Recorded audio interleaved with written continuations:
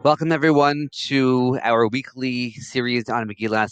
We are discussing this week Perek Gimmel. Thank you for the opportunity to share Divrei Torah with you about Perek Gimmel. I want to share with you a truly beautiful Malbim, one of the Perushim on the Megillah, that I think really speaks to an unusual paradigm in terms of marriage in Megillat and relationships in general. If I were to ask somebody where you would find the ideal place to look in Tanakh for a marriage, husband and wife, you probably wouldn't look in Megillat Rus, because the way in which the marriage of Rus and Boaz comes about is so strange. Boaz finds a woman lying by his feet, and the conversation that ensues is so unusual, so strange. Yet in one pasuk, according to the Malbim, really crystallizes what the purpose of the relationship, what the marriage really is all about, and what, in fact, Rus is asking from Boaz as the Yibum, the Yavam, as the Redeemer. In the Megillah, Perek Gimmel, it says the following: Vayomer mi'at. Boaz asks Rus, "Who are you?" Vatomer, Anochi Rus amasecha. I am Rus, your handmaid. Ufarasta knafecha ala masecha. You should spread your knaf on myself. Kigo elata, because you are a redeemer. That word knaf troubled the mafarshim, the commentaries here, because the word knaf seems strange. And what was she trying to allude to? You're going to spread your what? Your wings? Kanaf could be a wing, or kanaf could be a corner of a garment.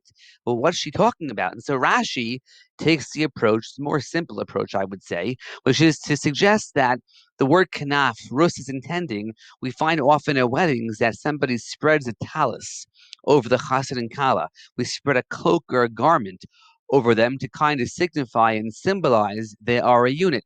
And so Rus says, you need to marry me as the Redeemer, because we are to be a unit. We're meant to be together as a unit to be able to bring forth the future, the monarchy, the Malchus of Klal Yisrael, if you will. That's according to Rashi. Knaf means a corner of a garment, like tzitzis, and it's referring to Nisuin, marriage, in terms of having a garment or cloth over Boaz. And Rus refers to marriage. But the Malbim here says the whole thing is a malitza, or a story, some kind of a mashal, if you will.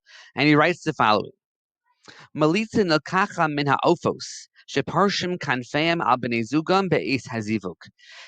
The Malbim writes that the word kanaf is used referring to a wing. Why a wing of a bird? Because when they get together as a zivuk, as a pair, as a match, a bird will spread its wing over the other one to show they are a team, they are together. It shows protection. It shows they're there for each other. It's like the phrase we use all the time: I'm taking you under my wing. I'll protect you. I'll take care of you. I will guide you.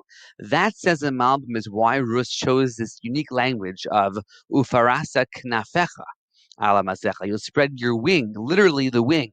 Unlike Rashi, where it's the corner of the garment, it's the wing over me, to show that we're going to get married. And what does that mean, to get married? To have a relationship, to build a future together. It means to take care of one another, to protect one another, to guide one another. That's the purpose of this union. And perhaps we can suggest maybe a paradigm for all unions for the future. The goal, of course, of being a zivug, of a match, is to be there to protect, to guide, and to support one another. And that's what Rus intended in this language of using the idea of knaf, a wing, the Malbim says, referring to a bird. Wishing all of you a wonderful and meaningful Shabbos and an incredible, inspiring Chag HaShavuos, Chag Sameach, Shabbat Shalom.